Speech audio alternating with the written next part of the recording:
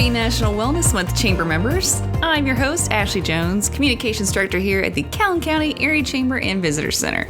Thank you for joining me for the Chamber's official podcast, where I'll be bringing you news you can use for your organization, Chamber event info and updates, as well as a local guest sharing what they do best to help connect you to our community. We've got updates from the U.S. Chamber of Commerce, as well as this year's Youth Entrepreneurship Expo. Be sure to stay until the end for my interview with Keith Parrott, the new CEO of RMC Health System, and hear about how RMC can help you and your business reach your health and wellness goals.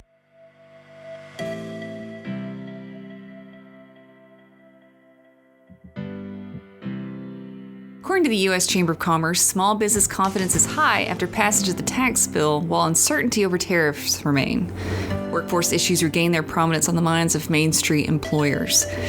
Tariffs are having a real and devastating impact on thousands of small businesses across the nation as uncertainty, rising costs, and cancellations are hitting home. To help thousands of small businesses navigate the challenges, the U.S. Chamber has been answering questions, holding briefings, sharing resources, and lobbying on their behalf. Small businesses are optimistic about the second half of 2025, fueled mainly by passage of the One Big Beautiful Bill Act.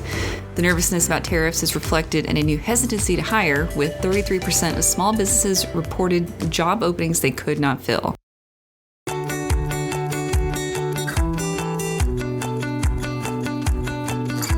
This month will be the Chamber's third annual Youth Entrepreneurship Expo on Friday, August 29th from 11 a.m. to 1 p.m. here at our office in Anniston. So we'll have entrepreneurs ages 8 through 18 selling their products and services such as dehydrated dog treats, all-natural rabbit fertilizer, and custom baked goods, jewelry, and more. This event's open to the public, so be sure to stop by during your lunch hour to support these up-and-coming small business owners. The goal is to sell them out, and we've done it every year up until now, so let's keep the trend going. Registration for this year's Business Expo has officially opened, and booths go fast, so don't miss your chance to participate. This year's theme is favorite TV show, so dress up and join us on Tuesday, October 28th from 10 a.m. to 4 p.m. at the Anniston City Meeting Center. You can sign up via the banner ad at calhounchamber.com or contact Savannah at Savannah and the letter D as in Dempsey at calhounchamber.com. For more information on our upcoming events this fall, please visit our event calendar at calhounchamber.com. Without further ado, please join me in welcoming today's guest, Keith Parrott. Thank you, Ashley. I'm happy to be here. Yeah, if you want to introduce yourself, because I know a lot of our folks listening might not know about you, or they may have heard, we've got some new leadership at the RMC Health System. So go ahead and tell us who you are, where you're from, all that good stuff. Sure. So I'm Keith Parrott. I'm an old hospital executive. I've been doing this for, 30 plus years. From Texas originally, started my career in Houston, Texas, spent the first, 17 or 18 years with a big system there, kind of grew up there, multi-hospital system. I was recruited to Birmingham in 2008 to run a hospital for the Baptist system that was based there, and spent the next 12 or 13 years in Birmingham. And our family just kind of fell in love with Birmingham and Alabama. Our family's all back in Texas, and a lot of our friends from Texas would say, "When are you coming back to Texas?" And we're like, "We're not coming back. We really like life here." So I actually took a little detour, spent a few years in Chicago running a big hospital system there during the COVID years, that's a whole nother podcast on what that was like. Yeah. And then came back to Birmingham a couple of years ago.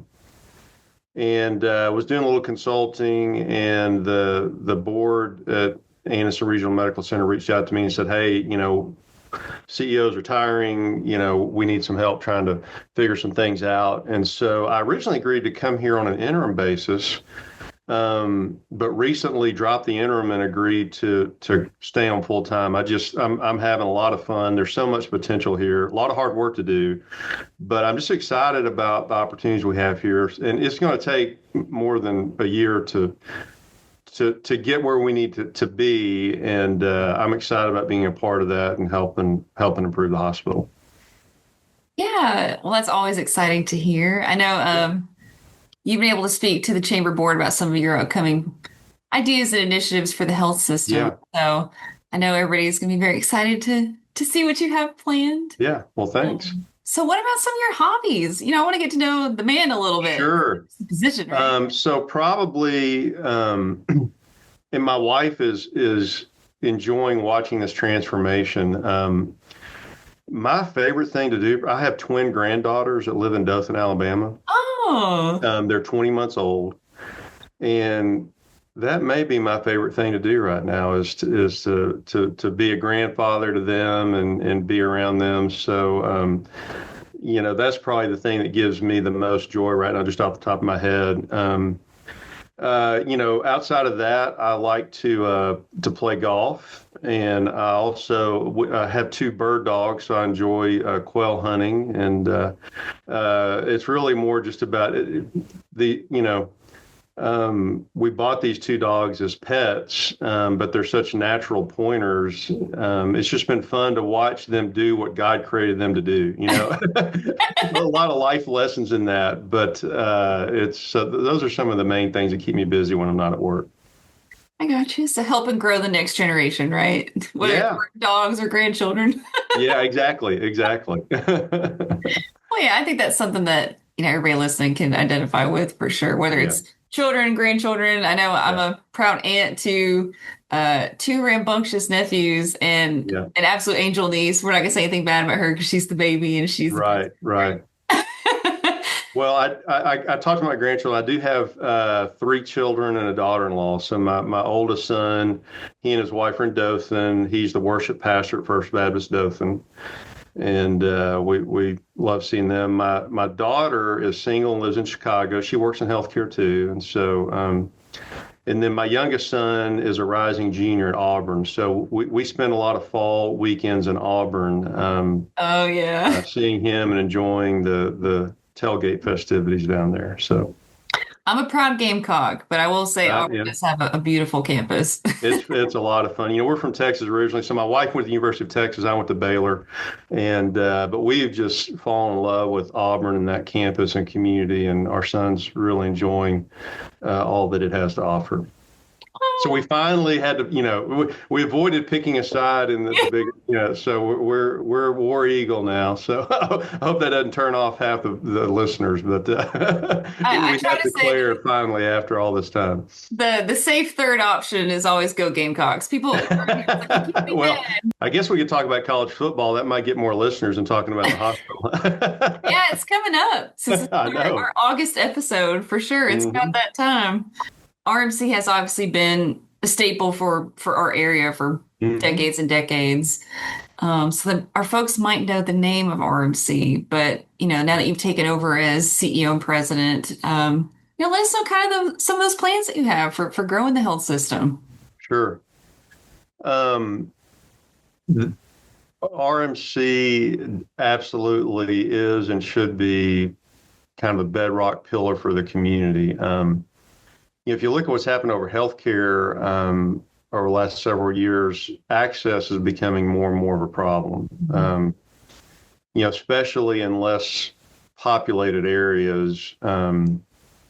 It's hard for me. I really don't define this as a rural area, and RMC certainly is not a rural hospital. The rural hospitals in smaller communities than this one are really, really struggling. And so what excites me about RMC is, we serve a population of probably about 240,000 people, and this is a rural hospital. When I say, I'm not saying rural, I'm saying it's like a legitimate full service hospital. And that was one of the things that surprised me coming out here to interview for the job is the breadth and depth of key clinical service lines that are offered here. We don't do open heart surgery, but, that's less and less necessary. So much can be done interventionally in a cardiac cath lab or minimally invasive. We have 4 incredibly busy cardiologists doing fantastic work. We need 2 more. The demand is there. And so, that's a key service line that people should not have to travel anywhere. They need to come here for that care. Take orthopedics. We've got, I think, 7 active orthopedic surgeons that do great work. At the main campus regional medical center, we still do outpatient surgery and endoscopy at Stringfellow. So you can do outpatient surgery there. And then we have our surgery center that we co-own with surgeons in Oxford, the surgery center there in Oxford. So lots of great access there. Obstetrics, that was probably the thing that blew me away more than anything when I got here. Just in Birmingham, there are 2 hospitals in Birmingham, urban hospitals that have closed their obstetrical programs because they can't find obstetricians. They just can't provide the service. We have 9 outstanding, high quality obstetricians here in this market working at this hospital. I mean, most hospitals in the state would give their right and left arm to have that kind of obstetrical coverage. We're delivering 140, 150 babies a month, have a level 2 neonatal intensive care unit. So really comprehensive, high quality services. And before I go further, each of those 3 service lines, whether it's the American Heart Association with our awards and accolades for Get With the Guidelines for stroke treatment and cardiovascular treatment, Blue Cross gives out awards of distinction for service lines based on quality and efficiency.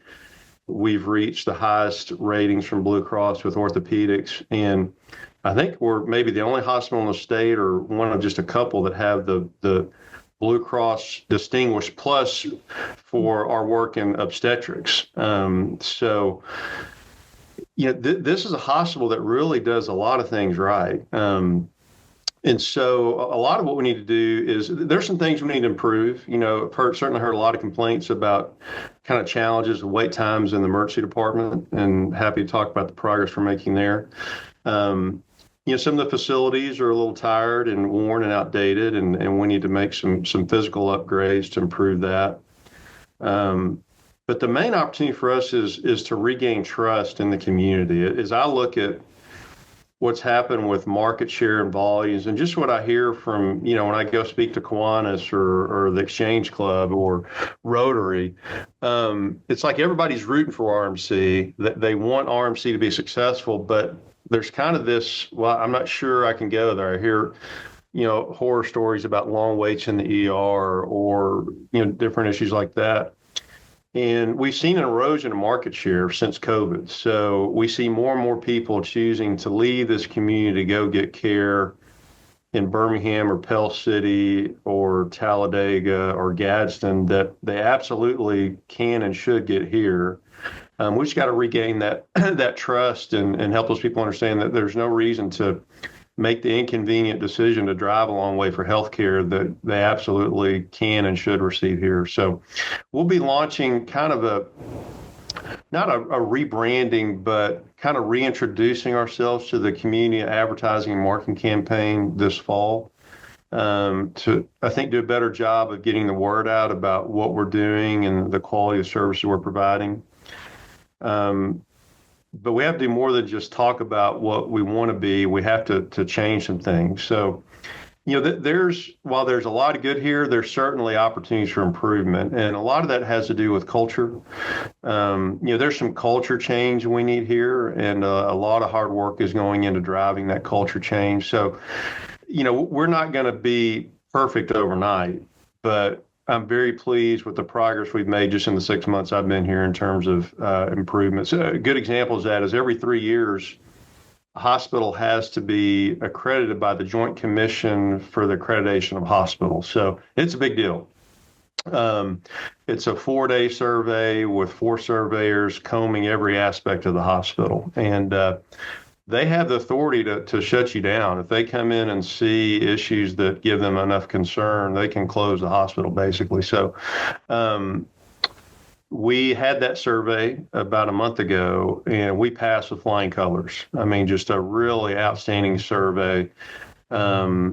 They always identify a few things to work on, but the surveyors are very impressed. They told us we had a smaller number of findings than the average hospital. And so, like I said, I've been doing this a long time, been through a lot of surveys. This is one of the best surveys I've ever been through. So very proud of the team. And so it was a good sign to me that this team can do the work. We just got a lot of hard work to do. So, yeah. So August is National Wellness Month. RMC does have many service lines that are offered, but I want to kind of highlight again some of those things that the hospital does provide, or just the health system in general, that folks might not know about, whether it's Heart Month. There's certain screenings that are going on during different times of year. And I really want to highlight those for folks because they are so beneficial and they are really great promotions that are really affordable. Absolutely. This is going to sound kind of corny, but kind of every day is Wellness Month for me. It's something I'm personally very focused on. And, in all seriousness, over the last year, I've done a lot of kind of research into and study into drivers of the challenges we have in healthcare today in our country. And pretty much every big presentation that some speaker gives about the problem with healthcare today is they talk about how the United States by far spends more per capita on healthcare than any developed country in the world. Mm-hmm. But yet, if you look at our basic health outcomes, we're way behind most developed countries in the world. And so it's kind of this disconnect of, for all this money we're spending, why do we still have such poor basic outcomes in terms of infant mortality and diabetes and obesity and cardiac disease and, go down the list. And what a lot of it boils down to is some basic things around the way we produce, market, consume food and just lifestyle decisions. And so, without getting a lot of detail, but just at a high level, we've developed this process in the country where we subsidize and make readily available unhealthy food. And we have a very hectic lifestyle, which in many cases makes it hard to sleep right, to eat right, to exercise right. And we're seeing more and more research that a lot of the things we have to treat in the hospital, I would say over half, aren't genetic things. They're really more about or an accident. They're really more about lifestyle choices that over many years create these chronic conditions that develop into emergent acute conditions that need a very expensive intervention, either a medication or a procedure in a hospital. And so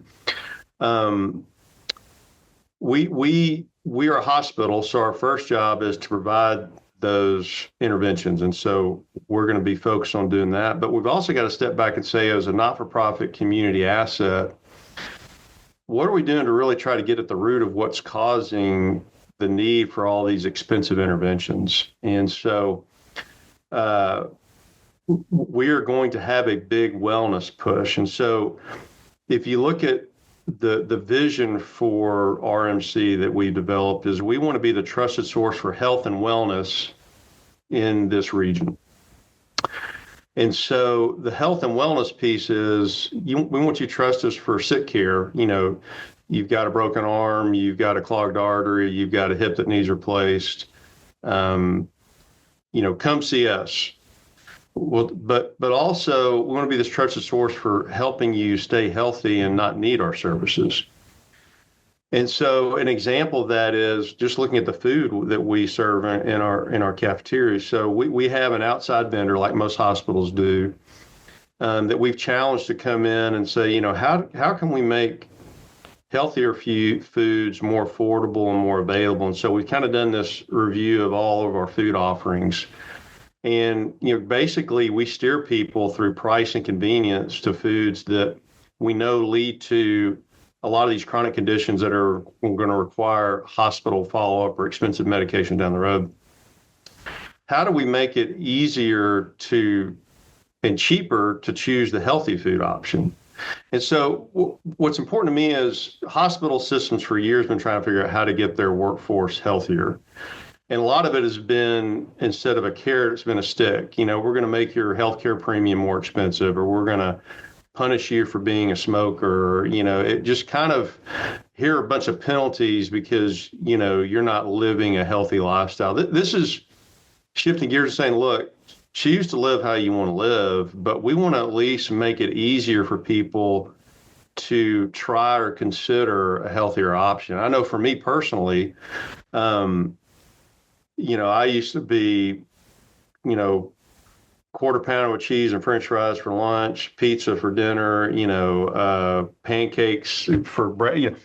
And and I started kind of experimenting with eating healthier because I felt like I should. And over time, it's like your body really wants that. And so I grab it. I still cheat and eat junk food, but I feel so much better because I'm giving my body the food it really wants. And so we're not going to win the battle of our skyrocketing healthcare costs by guilting people into making healthier decisions. We got to figure out how do we make it easier to do those things. So again, long-winded answer, wellness is absolutely at the heart of what we're trying to do.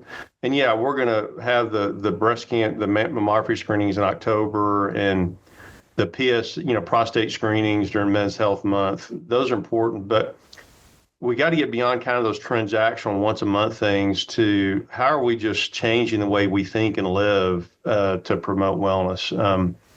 But yeah, so we do those things. We'll continue to do those things, but we do have a broader vision of really trying to drive healthier lifestyles throughout the region for sure.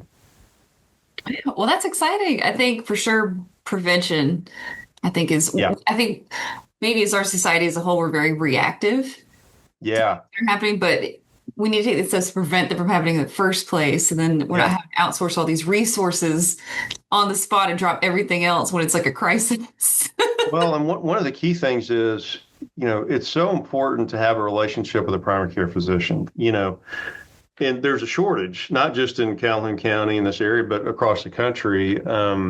And so a lot of us kind of fall into, you go to the urgent care or whatever, and nothing wrong with urgent care, but it's very important to have a relationship with a primary care provider who can help you stay on top of things. And so one of the things you can do is you can go to our website, and we have a Find a Doctor tab on the website, and you can put in family medicine or internal medicine. It'll pull up basically all the doctors in the area that are affiliated with us, whether they're employed by us or independent. And, we want you to find a doctor, whether they're employed by us or independent physicians. That's the first step. I've experienced that in my life. Probably 10 years ago, just a routine screening found a cancer that we were able to catch quickly, and I got treated and I'm cancer free. But I know that if I hadn't been taking the steps to do that routine screening, I could be in trouble. And so that's another thing that helps us a lot is when we catch cancers and cardiovascular issues early, we have a much higher opportunity for success when we can jump on those things more quickly. So cannot emphasize that enough to make sure you have a primary care physician relationship and you're seeing them at least once a year. Yeah. Get your physicals, folks. That's right. It pays. It does. Mm-hmm. And one thing, too, I want to mention, just in case our listeners don't know. So the RMC Foundation, through the hospital, they do fundraise a lot. They have the Martha Vandervoort Memorial Scholarship. They do a lot of wonderful things. Yeah. Keith has mentioned new equipment and updates maybe to some service lines. But, if you feel so inclined, you can donate to the RMC Foundation, and that will help pay for some of those much needed. Yeah, absolutely. Along those lines, we just did a big planning retreat where we focused on 8 key clinical service lines: cardiac, heart, cancer, women's, men's health, all those different things, and have prioritized several capital needs, and sat down a couple of weeks ago with Legina, who runs the foundation for us. And we're going to target one of those. And so we'll be announcing pretty soon a campaign to help us raise some much needed funds. Philanthropy is so important. I was talking with a hospital colleague recently in an urban market. So that, there's a lot more resources in an urban market, but this hospital is building a new building. I think it's a $100 million outpatient building, fully funded by philanthropy. Now, we're not going to raise $100 million in this area for something like that, but we do have some projects in the $2 to $5 million range where it would be such a service to the community if we could have that. For those that are interested in helping us fulfill our vision and mission, we'll have some philanthropic opportunities coming up soon. And I'll have that donation link in the description too, just in case you're interested. Great. So Keith, we mentioned earlier about the BlueCross BlueShield Alabama, the Blue Distinction Center Plus. Mm-hmm. So what are some of those guidelines? I know the hospital system has bariatric surgery, knee and hip replacement, and maternity care. Mm-hmm. So what did you have to do to get those? So we have to deliver great care, and it's 100% objective. So take U.S. News and World Report. That gets attention. I think those reports just came out, and there's some objectivity to that, but a lot of it is subjective, and a lot of it is kind of name recognition. And so, that's nice. If we had that accolade, we would certainly tout it. What I really appreciate about the Blue Cross Awards is they are, again, it's just objective data. What are our quality outcomes? What is our efficiency scores? What are our cost to the consumer scores? Those are things that Blue Cross, on behalf of their members, is saying, look, you can go anywhere you want in the state, but if you're really focused on quality, here are places that, based on our objective data for the members, you're going to have great results. So take the obstetrical distinction that we have for RMC. One of the indicators is cesarean section rates. So, it is absolutely better for a mother to have a normal delivery and not have to have a surgical removal of the baby. There are times when the baby's breech or there's some issue or challenge where that's absolutely necessary. My poor daughter-in-law was determined to have our twin granddaughters without C-section, but it just, there were some complications, so she had to have C-section. And we're thankful for that medical intervention. But so over time, C-section rates at hospitals got really high. I worked at a hospital in Houston back in the 90s where almost half the babies were delivered via C-section. Oh, wow. And I don't think people really understood that that's not the best for the mother or the baby. It's convenient. A lot of moms requested it just to not have to deal with the challenges of going through labor. Oh, no. And so my first month here, I went to the department meeting of our obstetricians and gynecologists, and it was a 2-hour meeting, and almost all of us talking about quality. And we have one of the lower C-section rates in the state, well within and below the kind of expectations of what your cesarean section rate should be. And, it wasn't always that way. That group of physicians said, we want to deliver the best care possible. How do we improve on this? And so it was a really good collaboration between the physicians and the nurses and the staff here. And whatever the indicator is, they said, how can we be better?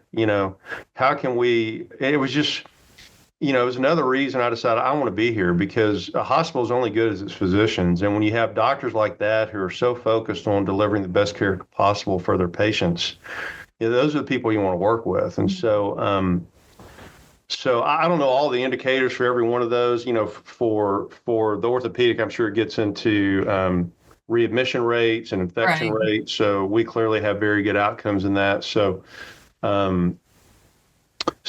that's what excites me about getting those awards. That's not something we can politic for. We either have the results or we don't. Right. Pretty objective when it comes from a third party, right? Right. Yeah. Well, all right. You guys heard it here. So if you know somebody that needs a near hip, I believe with the Mako robot. Yes, I've actually very impressive. I put on scrubs and spent a day watching one of our surgeons use the Mako robot, and it's very impressive. And you see how using the latest technology like that, just the precision it gives you. Yeah. And also how quickly they can move, because you don't want to be under anesthesia longer than you have to. And I just was extremely impressed with the quality, the efficiency, the technology I saw perform those procedures. So very excited about that. Yeah, if you haven't ever looked into the Mako, I know there was a couple ads around town for a little while when the hospital first received it, but the margin of error is like so minimal. They map out the joint. It was incredible. Yeah. And you're up that day too. You're up and walking on that same hip, knee. You know the Geico commercial, so easy a caveman could do it. Maybe I'm dating myself. So our orthopedic surgeons are not cavemen. They are extremely talented. But you take talented orthopedic surgeons, you put that kind of equipment in their hands. I mean, you're going to get great outcomes. So very proud of the work we're doing there. Yeah. Well, all right. So is there anything else you want to share with the business community about the RMC Health System or? So one of the things another thing I'm working on with the business community specifically is there's a group in Alabama, and I'm drawing a blank on their name right now. I think it's called the Alabama Employer Health Coalition. And it's a group that's based in Birmingham that's very focused. It's HR executives from these companies, and you don't have to be in Birmingham. There are employers throughout the state that are a part of this nonprofit organization, but it's HR executives who are focused on partnering with hospitals to improve quality and safety for their employees when they have to go to the hospital. And surprisingly, there's only 2 or 3 hospital members in that. And so I've met with their executive director, and we're going through the process of evaluating becoming a member. A lot of it is about creating transparency between employers and the hospital around our quality and safety measures. So I look forward to engaging more with the business community. Frankly, the first 6 months here, I've been pretty focused internally about just trying to understand what's going on and what needs to happen here to improve operations of the hospital. But again, we need employers to feel comfortable and encourage their employees to come here. And so I'm looking forward to RMC getting involved with that organization to help strengthen our relationships with the employer community and really creating a situation where they know objectively, we should be encouraging our employees to come to RMC. We'd love for them to come here because they think I'm a nice guy, but we want them to come here because they know their patients are having, their employees are having a great experience here. So would that include just general care wellness or also specifically occupational health? Yes. Yeah. So we do have a great occupational health program that we'd love to expand and offer more services to employers in the area. But this is well beyond that. It's really, talking about, how do we help their employees stay healthier, but also how do we have that transparency with them so that they have a good understanding of what our quality and patient satisfaction scores are and what we're doing to improve those. Well, it all sounds like great things, Keith. Yeah. Well, thanks. Like I said, I'm excited to see what the future holds for RMC, and always great folks work there. Couldn't have been happier with coworkers. Yeah.